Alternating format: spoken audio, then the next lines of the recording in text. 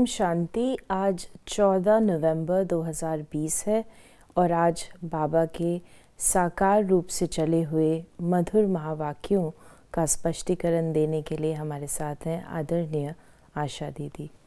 ओम शांति दीदी। ओम शांति। बाबा ने कहा, मीठे बच्चे, तुम सच्चे सच्चे राज ऋषि हो। तुम्हारा कर्तव्य है तपस्या करना। तपस्या से ही पूजन लायक बनेंगे। बाबा हम बच्चों के आत्म विकास के लिए भिन्न भिन्न प्रकार के आयाम देते हैं। कभी बाबा हमको कहते हैं कि तुम राजयोगी हो, जिसमें शिव बाबा के साथ याद का महत्व है। तुम रॉयल योगी हो, मन से तुम मुझे याद करते हो। और जब बाबा कहते हैं तुम राज ऋषि हो, तो ऋषि शब्द सुनते ही तपस्या ध्यान पर आती है। तो बाबा कहते तुम रॉयल तपस्वी हो, अर्थात तपस्या में दृढ़ता है और किसी भी लक्ष्य को प्राप्त करने के लिए बहुत ही दत्तचित्त होके, एकाग्र होके उस चीज़ पर विजय प्राप्त की जाती है कि तुम तपस्वी हो, अर्थात तपस्वी जो कि अपने संस्कारों में तुम परिवर्तन तपस्या के बल से लाते हो।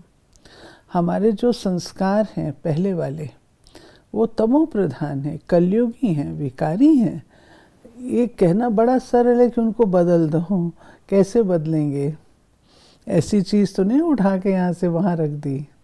वो चीज़ें दे आर डीप रूटेड, बहुत पर्सनालिटी में वो दिखाई देते हैं। तो उनको बदलने के लिए बाबा कहता है तपस्या करनी है। तपस्या था दृढ़ता, लक्ष्य रखो, एकाग्रचित्त हो और दृढ़ता से उसको जीतो। और ये रॉयल है, राज रॉयल। रॉयल क्यों कहते हैं बाबा? कि आप उस तरीके से नहीं हैं जो आम रीति से लोग जंगलों में जाके तपस्या करते हैं। नहीं, तुम मन से करते हो। बाबा की याद की स्मृति के बल से आप अपनी दृढ़ता को पक्का करते हैं। तो बाबा कहते हैं तुम रॉयल तपस्वी हो। प्रश्न है, कौन सा पुरुषार्थ सदा काल के लिए पूजने लायक बना देता है? आत्मा की ज्योति जगाने व तमो प्रधान आत्मा को सतो प्रधान बनाने का पुरुषार्थ करो तो सदा काल के लिए पूजन लायक बन जाएंगे। जो अभी गफलत करते हैं वो बहुत रोते हैं। अगर पुरुषार्थ करके पास नहीं हुए, धर्मराज की सजाएं खाएं, तो सजा खाने वाले पूजे नहीं जाएंगे। सजा खाने वाले का मुंह ऊंचा नहीं हो सकता। ये बाबा ने कहा तपस्या के बल से, जो ऊपर सार में भी कहा, इससे तुम पूजने लायक बनते हो। उसका कारण ही है कि हम तमो प्रधान से सतो प्रधान बनते हैं। जो हम पुजारी बन चुके होते हैं, क्योंकि पुजारी इसलिए हैं कि हमारे अंदर वो सारी बातें जो एक पूज्य के अंदर होनी चाहिए, वो कुछ भी शेष नहीं रह जाती। और हम अपने जो नेचुरल स्टेट है उससे भी हम नीचे आ जाते हैं। इसलिए फिर हम पुजारी बनते हैं। अब तपस्या के बल से हमको यहाँ से उठ करके पुनः सतो प्रधान बनना है। तो सतो प्रधान बनने के लिए बाबा कहता है तुम्हें दृढ़ता रखनी है और फेल नहीं होना है। अगर आप फेल हुए तो बाबा कहता फिर तुमको सजा खानी पड़ेगी। माया से हारे तो सजा खानी पड़ेगी, तुम्हें सजा नहीं खानी है। अगर सजा खाओगे तो पूजने लायक कैसे बनोगे? पहले आत्मा है, पीछे शरीर है। बच्चे जब बैठते हैं सब देही अभिमानी होकर नहीं बैठते हैं। यहाँ बैठते भी कहाँ ख्यालात जाते हैं। सत्संग में जब तक कोई साधु आदि आए तब तक क्या बैठ करते हैं, कोई न कोई ख्यालात में बैठे रहते हैं, फिर साधु आया तो कथा सुनने लगते हैं। ये फर्क है बच्चों में और अन्य सत्संगों में। हमारी है पढ़ाई, तो पढ़ाई में हमारे पास एम ऑब्जेक्ट है और हमको परमानेंट होमवर्क मिला हुआ है कि जब आपको टाइम मिले आपको शिव बाबा की याद में बैठना है। और सत्संगों में तो ये नहीं होता है ना, वहाँ पर तो लोग इकट्ठे होते हैं, बातचीत करते हैं, घर गृहस्थी की भी करते हैं, जब तक प्रतीक्षा करते हैं महात्मा जी आए। प्रतीक्षा हम भी करते हैं, बाबा आए मुरली चलाए, लेकिन हम साथ साथ बाबा को याद करके अपनी कमाई भी कर रहे होते हैं। तो हमारा वो समय सफल होता है, वेस्ट नहीं जाता। बुद्धि हमारी प्रिपेयर्ड होती है कि अब बाबा क्या बोलेंगे क्या बोलेंगे। फिर बाबा ने कहा दीप माला भी आर्टिफिशियल बनाते हैं। बाप ने समझाया है ज्ञान का तीसरा नेत्र खुलना चाहिए तो घर घर में सोझरा हो। अभी तो घर घर में अंधियारा ही अंधियारा है, ये सब बाहर का प्रकाश है। तुम अपनी ज्योति जगाने बिल्कुल शांत में बैठते हो। बाबा कहते तुमको इस बात का एहसास है कि सारी दुनिया में अंधकार है, परंतु बाबा ने हमको रोशनी मिलाया। अब ये कोई स्थूल रोशनी नहीं है, ये है अज्ञानता का अंधकार और ज्ञान की रोशनी।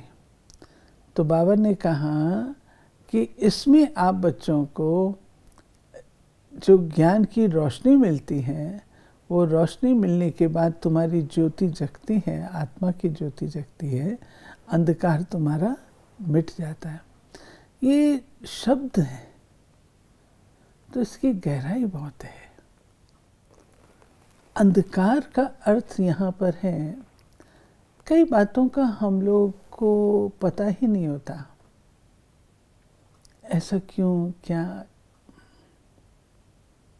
जब बाबा हमको रोशनी देते हैं कि बच्चे तुमने मूल भूल की हुई है, देह अभिमान में आए हुए हो, जिस कारण से ये सब है, तो जब हमको इस बात का ज्ञान मिलता है, रोशनी मिलती है, आत्मा की ज्योति जग जाती है, हम देह अभिमानी से आत्म अभिमानी बनते हैं। हमारा नज़रिया, सोच, जिसको बाबा कहते हैं संकल्प, दृष्टि, वृत्ति, स्मृति, कृति, संस्कार, संसार, सारा ही हमारा बदल जाता है। अब हम दूसरे लेवल पर आ जाते हैं। पहले अंधकार में थे तो दूसरे लेवल पर थे, जब रोशनी में आए हैं तो हमारी इंटरेक्शन की लेवल बदल जाती है।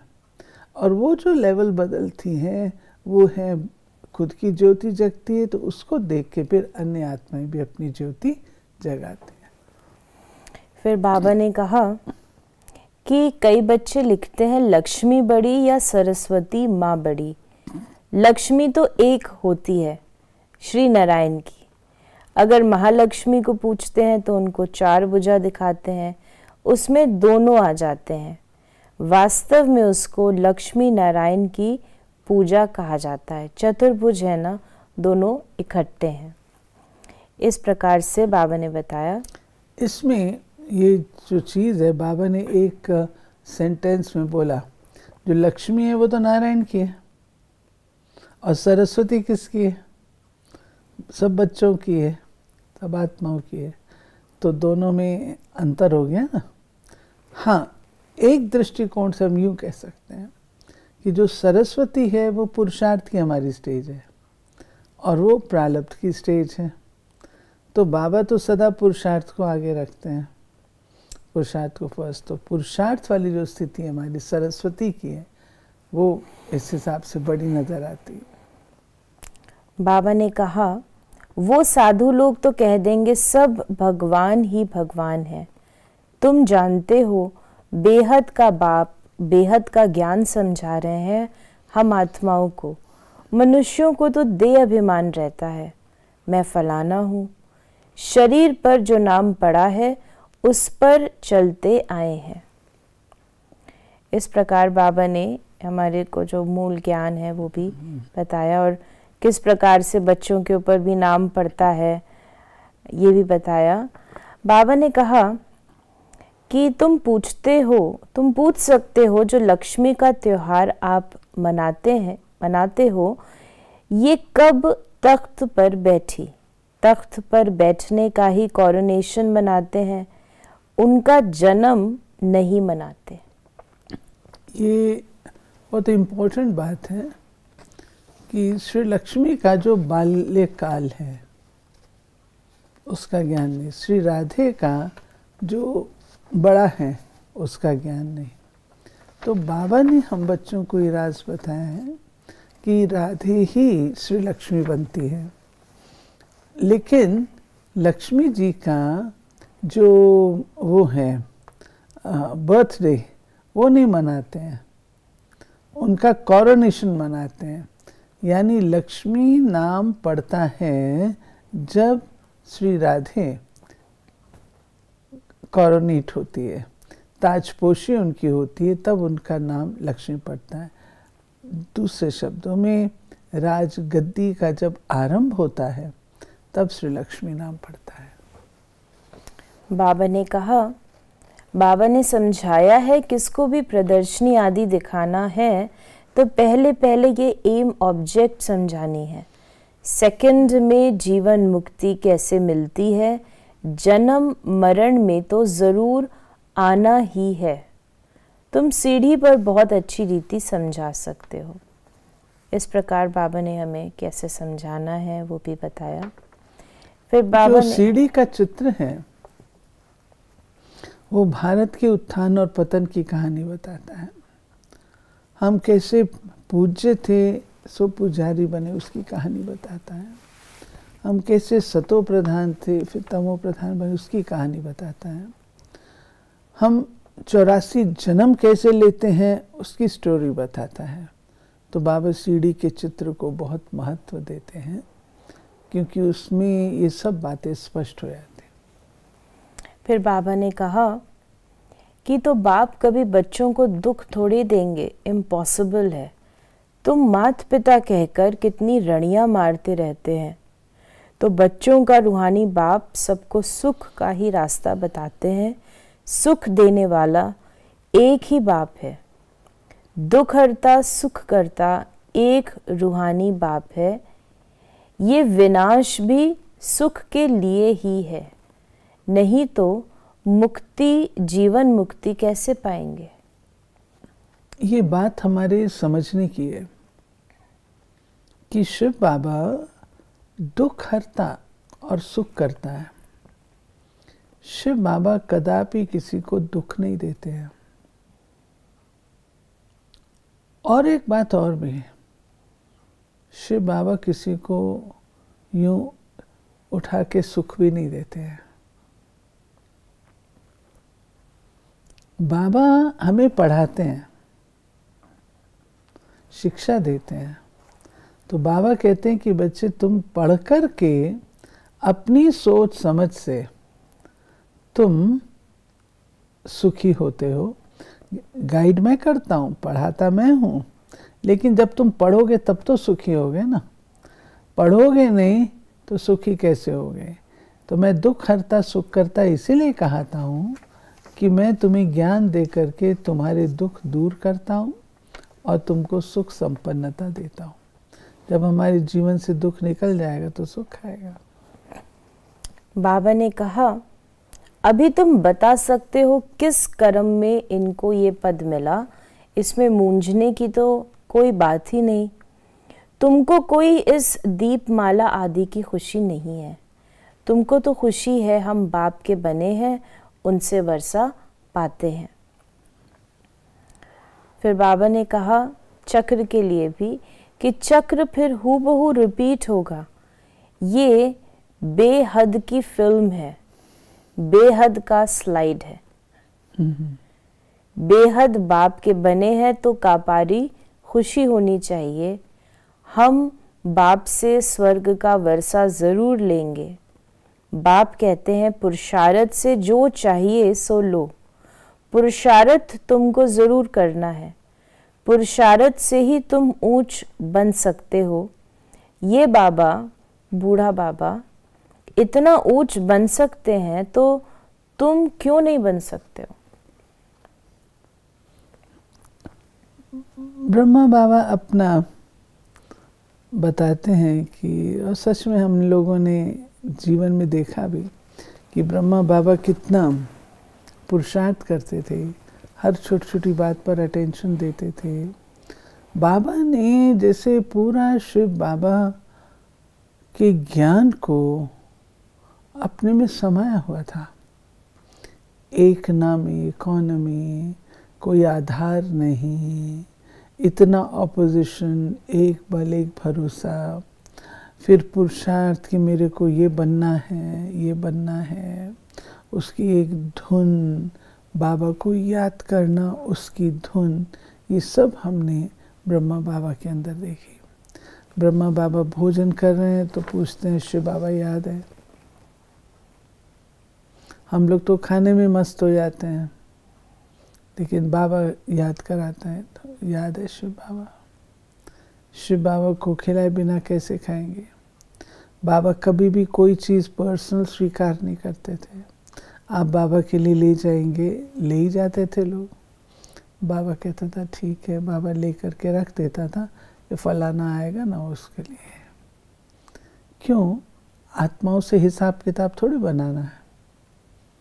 अगर मैं किसी से कुछ पर्सनल लूँगी तो मैं ऑब्लाइज्ड हूँ, उसको मुझे देना भी पड़ेगा। इसलिए बाबा ने बहुत अच्छी रस्म क्रिएट की है। आप देखिए, कोई एक व्यक्ति को किसी स्थान का नहीं माना जाता, सब मिलकर के जब करते हैं इक्वल, सबका भाग्य बनना चाहिए ना, एक का ही। तो ब्रह्मा बाबा ने अपने जीवन में ज्ञान को कूट कूट के भरा था, इसलिए बाबा जो है इतना जल्दी कर्मातीत हुआ। आज का वरदान है, दिव्य गुणों के आह्वान द्वारा सर्व अवगुणों की आहुति देने वाले संतुष्ट आत्मा भव। जैसे दीपावली पर विशेष सफाई और कमाई का ध्यान रखते हैं, ऐसे आप भी सब प्रकार की सफाई और कमाई का लक्ष्य रख संतुष्ट आत्मा बनो। संतुष्टता द्वारा ही सर्व दिव्य गुणों का आह्वान कर सकेंगे, फिर अवगुणों की आहुति स्वतः हो जाएगी। अंदर जो कमजोरियां, कमियां, निर्बलता, कोमलता रही हुई है, उन्हें समाप्त कर अब नया खाता शुरू करो और नए संस्कारों के नए वस्त्र धारण कर सच्ची दीपावली मनाओ। दीपावली पर प्राय लोग नए वस्त्र पहनते हैं, मिष्ठान स्वीकार करते, उपहार की लेन देन करते हैं, और जो बात बाबा ने कही है कि नया बही खाता खोलते हैं, तो बाबा ने इसमें ये कहा है कि जो अपना पुरानापन है, पुरानापन, पुराने संस्कार आदि तो बहुत है, तो उनको छोड़ करके नए रीत से नए संस्कार, नई बातें धारण। तो इस दीपावली पर हम लोग क्या इसको उसी रूप से मनाएंगे जैसे इतने वर्ष मनाते चले आए? अब तो सच्ची दीपावली, जबकि कोरोनेशन और सारा संसार जगमगाएगा, वो समय समीप है। तो मुझे अपने आप को संपन्न और संपूर्ण बनाना है। मैं अपना नया अकाउंट किससे शुरू करूं? ये अच्छा तो नहीं लगेगा ब्रॉट फॉरवर्ड और फिर किया। इस साल मैं क्या नया करूंगी अपने पुरुषार्थ में, वो हम लिखें, उस पर फोकस दें। पुराने को भूल जाओ, बहुत समय पुराने संस्कारों के हमने गीत गाए, तो भी हम मुक्त नहीं हो पाए। अब दूसरी विधि लीजिए, मैं क्या करना शुरू करूंगी, तो वो शक्ति आती है ना, उससे। स्लोगन है, स्वमान की सीट पर सदा सेट रहना है तो दृढ़ संकल्प की बेल्ट अच्छी तरह से बांध लो। स्वमान में रहना है तो दृढ़ संकल्प की बेल्ट वो अच्छी तरह, दृढ़ संकल्प अच्छी तरह से रखना। तो ये थे बाबा के आज के महावाक्यों का स्पष्टीकरण। यदि आपके मन में भी कोई सवाल है तो आप उसे व्हाट्सएप करें 8826599309 पर, और हम आपके प्रश्नों का उत्तर प्रश्नोत्तरी कार्यक्रम में देने का प्रयास अवश्य करेंगे। ओम शांति।